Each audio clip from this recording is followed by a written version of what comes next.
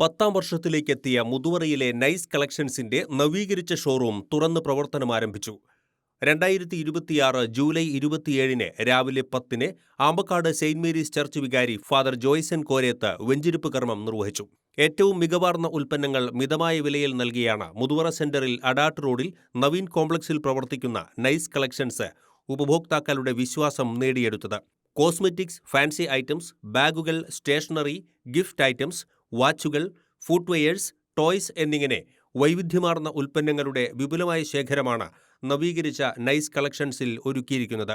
ഓരോ വിഭാഗത്തിലും കസ്റ്റമേഴ്സിന് ഇഷ്ടപ്പെട്ടവ തിരഞ്ഞെടുക്കുന്നതിന് അനുയോജ്യമായ രീതിയിൽ വിശാലമായ ഷോറൂമിൽ സൗകര്യമൊരുക്കിയിരിക്കുന്നു.